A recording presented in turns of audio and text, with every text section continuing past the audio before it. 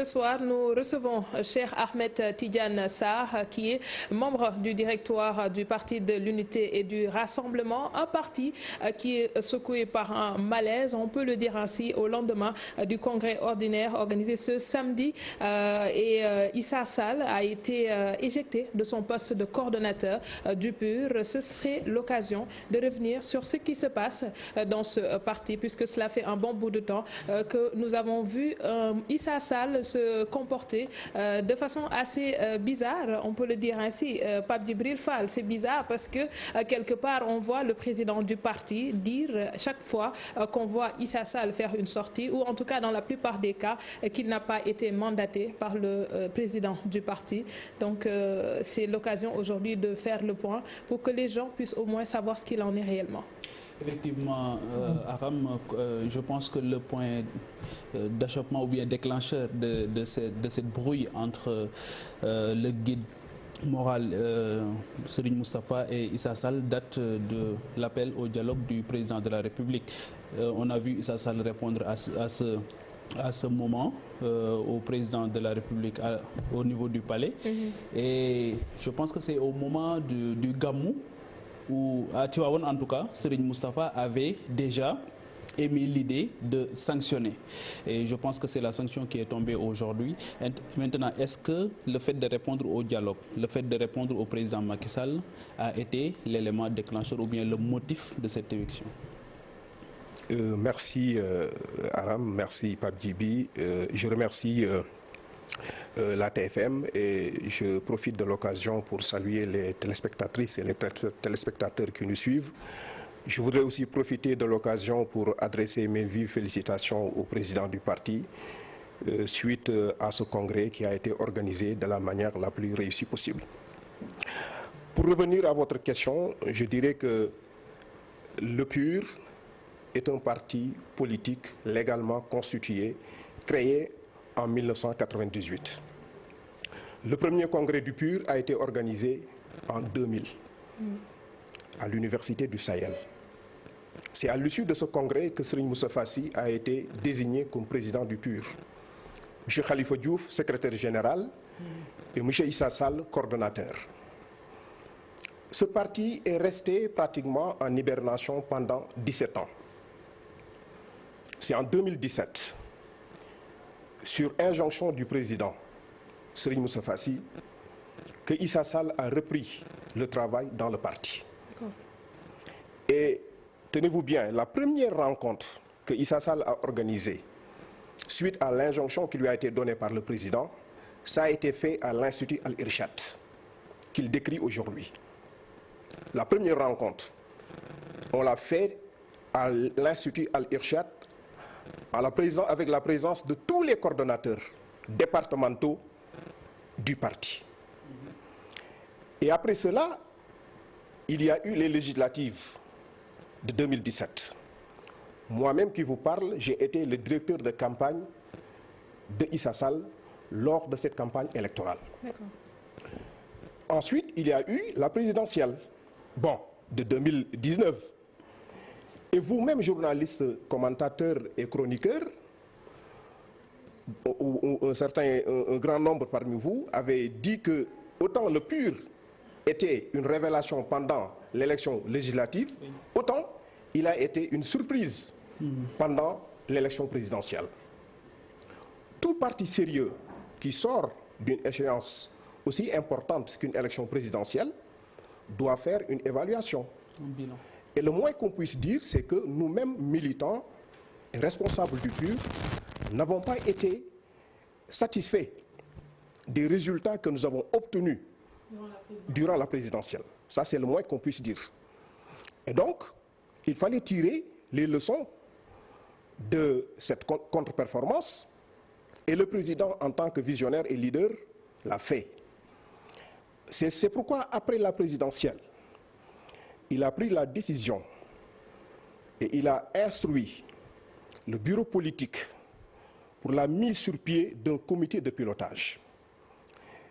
Il a fait une lettre circulaire le 21 mars 2019, c'est-à-dire juste après la présidentielle, pour demander à ce comité de pilotage de travailler sur la structuration du parti et d'organiser un congrès pour le renouvellement des instances. Vous avez attendu 19 ans, parce que le premier c'était en 2000. Oui. 19 ans après pour tenir un congrès, prendre des mesures par rapport à la présidentielle, puisque vous dites que le président avait senti le besoin de prendre une décision par rapport à l'avenir du parti. Voilà. Mais Issa Sall, quoi qu'on puisse dire, il a eu des résultats qui ont été assez satisfaisants pour les législatives de 2017. Et pourquoi il n'y a pas eu avoir cette évaluation attendu après les législatives? Non, après les législatives, il y a eu cette évaluation. Mais il était toujours on a fait cette évaluation. Je vous ai dit qu'on a dit que le PUR était une révélation pendant les législatives. Pratiquement tout le monde était satisfait et content des résultats du PUR. Parce que c'était une première participation du PUR. Mais quelque temps après, le parti aurait pu être massifié d'une autre manière et avoir des résultats beaucoup plus encourageants. Que reprochez-vous à Issa Sall? Non, attendez, parce que les faits sont importants. C'est-à-dire, après, le président a donné instruction au bureau politique de mettre sur pied un comité de pilotage qui a travaillé pour la structuration du parti. Parce qu'avant d'aller à l'élection présidentielle, il n'y avait qu'une seule fédération départementale. C'est la fédération départementale de Louga. Le jour du congrès, c'est-à-dire le 31 août 2019, on en était à 30 fédérations départementales. À 1300 cellules et à plus de 160 sections. Donc, le COPIL, c'est-à-dire le comité de pilotage, a dû travailler d'arrache-pied pour massifier le parti et pour terminer la structuration. Je pense que le congrès, c'est un événement normal pour le fonctionnement d'un parti. Et c'est pourquoi j'ai entendu dire que... Ça n'a pas été précipité. Je n'ai pas senti qu'il y ait un calendrier qui était respecté. Peut-on se dire, par exemple, d'ici 10 ans, on tiendra un congrès, mais attendre qu'il y ait ce malaise-là entre Issa Sall et le président du parti pour tenir ce congrès, c'est ça que l'opinion ne peut pas comprendre. Je dis que vous parlez du dialogue. Oui. Vous parlez du dialogue. Oui. Le dialogue, la participation de Issa Sall au dialogue est venue après la décision du président. Est-ce qu'il avait le mandat du parti? Non, justement, pas.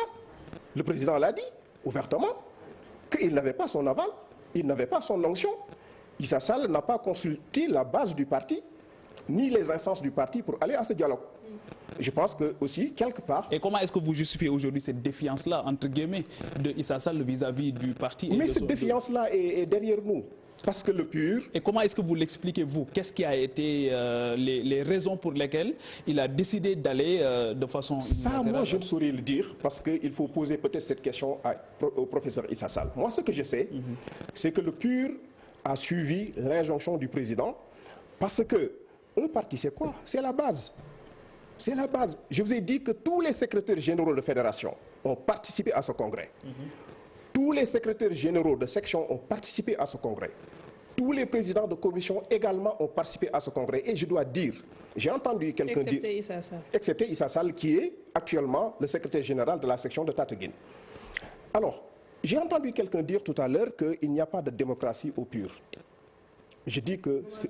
Oui, Momar Diong, votre analyse, mais je dis que c'est totalement faux. Le congrès s'est déroulé d'une manière démocratique. Des textes, de nouveaux textes ont été adoptés. Des statuts et un règlement intérieur. Des modifications ont été apportées. Et ces textes-là ont été adoptés, excepté 3 abstentions. Pourquoi il y a abstention? Parce qu'il y a débat. Parce que lorsqu'on a présenté les textes, il y a après un débat démocratique ouvert où la liberté d'expression a été garantie pour tous les congressistes. Les postes aussi qui étaient soumis au vote l'ont été de manière démocratique. Les choix ont été transparents et démocratiques. Il y a eu un débat contradictoire lors de ce congrès. Donc c'est pourquoi je rejette l'idée selon laquelle il n'y a pas de démocratie au PUR. C'est tout à fait faux. Et qui a été sanctionné en fait? C'est-à-dire, est-ce que c'est le candidat Issa Sall, candidat à la présidentielle? Ou bien, est-ce qu'aujourd'hui, le fait de l'avoir enlevé à la tête du PUR aujourd'hui pourrait induire le fait qu'il perde aujourd'hui son mandat à l'Assemblée nationale? Non, on n'en est pas encore là. Parce que jusqu'au moment où je vous parle, M. Issa Sall est membre du PUR. Il est le secrétaire général de la section de Tataguine. Il n'a pas présenté une lettre de démission. Il n'a pas non plus été exclu des instances du parti. Donc il reste encore un membre du parti. Un simple militant. un militant et un secrétaire général de section, la section de Tataguine. Alors, on voit un Issa Sall qui, à travers ce qu'on a lu dans la presse, dit ne pas prendre acte de la décision qui a été retenue lors de ce congrès-là. Il se considère toujours comme étant le coordonnateur du parti. Que lui répondez-vous? Mais il est libre de le dire. Et je vous ai dit tout à l'heure que la légitimité, ça vient de la base. C'est la base du parti qui donne la légitimité. Et la base du parti s'est réunie. Tous les dirigeants, c'est-à-dire les secrétaires généraux désignés par la base, ont unanimement voté pour l'adoption des textes, ont renouvelé leur confiance au président qui a nommé un directoire. Les autres postes qui étaient soumis au vote aussi, les gens ont choisi de manière libre et démocratique. Donc cette page-là est tournée. Je pense que le PUR s'oriente maintenant vers des perspectives. Comment faire pour dérouler les orientations du président qu'il donne au directoire, qui va décliner ça en feuille de route. Un secrétaire général chargé à la vie politique et deux autres membres du directoire. Est-ce que ce modèle-là pourra avoir le résultat escompté? Parce que au moins Issa Sall était là, vous aviez eu à avoir une perception assez positive de l'opinion durant les élections qui sont passées, surtout pour les législatives. Mais aujourd'hui, vous changez du tout au tout. Oui, on change, mais c'est dans le but d'alléger et dans le but d'être beaucoup plus efficace. Il y a un président qui définit les grandes orientations, un directoire qui décline les orientations du président en feuille de route pour donner ça au coordonnateur, parce qu'il y a toujours un coordonnateur. Il y a toujours un coordonnateur national et un coordonnateur national adjoint. Il y a aussi les présidents ou bien les responsables de commission. Il y a au moins 12 commissions et des mouvements. Donc, je pense que, au contraire, le PUR est allégé et le PUR sera beaucoup plus efficace avec ces changements-là. Vous nous avez parlé d'une sanction qui a été prise au lendemain de la présidentielle. Moi, j'en reviens à l'affaire Khalifa Sall. On a vu que votre président de parti ne s'est pas caché de son soutien à l'endroit de l'ancien maire de Dakar. Issa Sall n'était pas vraiment assez clair sur ce point-là. Est-ce que leur différend pourrait venir de l'affaire Khalifa Sall? Bon, je ne le pense pas. Je ne pense pas que ça soit à la base d'un différend qui existe entre le président du parti, Serigne Moustapha, et Issa Sall. Ce qu'il y a, c'est que le président du parti, avant même de relancer le PUR, a manifesté son soutien à Khalifa Sall, qui est son ami, qui est aussi quelqu'un qui lui est très proche. Et il continue à le soutenir, à prier et à soutenir M. Khalifa Sall. Mais je ne pense pas que ça soit à l'origine d'une quelconque brouille entre le président du parti et son coordonnateur. Oui, maintenant, est-ce que l'évaluation qui a été faite a fait ressortir les éléments explicatifs de votre échec à la présidentielle, de la défaite à la présidentielle? Vous savez, au sortir de la présidentielle, le professeur Issa Sall, en tant que coordonnateur, est candidat. Parce que n'oublions pas que l'élection présidentielle, comme on le dit, c'est le rendez-vous d'un homme avec son peuple. Oui. Donc, vous continuez de le mettre au box des accusés? Non, pas du tout, pas du tout. Je dis que peut-être que lui a une part de responsabilité, lui en tant que candidat. Mais c'était une équipe aussi. Oui, j'en viens. Mais je dis que ça ne se résume pas uniquement sur la personne de Issa Sall. Il y a d'autres facteurs, bien sûr. D'autres facteurs qui sont liés à l'organisation, qui sont liés à autre chose. Il y a eu les événements de Tamba. Là aussi, le mutisme de Serigne Moustapha a quand même... C'était un silence assourdissant sur les événements de Tamba. On ne l'a pas vu, on ne l'a pas entendu. Et on avait noté quand même sa présence lors des élections législatives. Le meeting de clôture, il était là. Oui. Et durant toute la campagne présidentielle, on n'a pas vu l'ombre de Serigne Moustapha. Oui, mais je dis que l'élection présidentielle, il y a un candidat. Il y a un candidat et je dois dire, Issa Sall aujourd'hui qui dit que ce congrès a été tenu au siège du Daïra. Il doit se rappeler que l'onction que le président du parti a donné pour que le congrès d'investiture se tienne, l'onction lui a été donnée dans ce même édifice qu'il décrit aujourd'hui. Donc c'est une décision unilatérale de Serigne Moustapha Sy de tenir le congrès au... Non, pas du tout. Je vous ai dit que c'est la base du parti et le bureau politique sortant qui ont donné carte blanche au président de convoquer les instances du parti pour un congrès de renouvellement. C'est aussi simple que ça. Vous récusez la présence de Issa Sall au dialogue national. On aimerait aujourd'hui connaître la position du PUR par rapport à ce dialogue. Et également, bien entendu, puisque c'est dans l'actualité, le dossier sur le fer de la Falémé, là également, on aimerait avoir vous savez, les questions nationales, les questions d'intérêt national intéressent le PUR. J'ai oublié même de mentionner qu'avec ce congrès, il y a de nouvelles commissions qui ont été apportées dans le dispositif du parti. Une commission qui se charge de l'amélioration des conditions de vie des détenus. Une commission qui se charge d'aider les enfants de la rue. Une commission aussi qui se charge de porter assistance aux personnes à mobilité réduite. Je ne voudrais pas qu'on limite l'organisation de ce congrès à une quelconque exclusion de Issa Sall. Allez-vous répondre à l'appel au dialogue? Pour le dialogue, je pense que dans une démocratie, il faut nécessairement qu'il y ait concertation de temps en temps entre le pouvoir et l'opposition. On vient de mettre sur pied un directoire. Le président du parti va réorienter le parti, va donner une nouvelle feuille de route, mais on attend. Le PUR attend de voir. Est-ce que vous soyez sur la table des négociations pour le dialogue national? Pour l'instant, il est encore prématuré pour nous de nous prononcer sur ces questions-là. Il va falloir attendre que le directoire se réunisse avec le président pour voir quelle direction donner à ce parti. Et l'affaire Tossi-Ali? Toutes ces questions nationales, que ce soit le pétrole, les contrats pétroliers, le fer du Falémé et autres là, vous nous entendrez les jours à venir sur tout cela.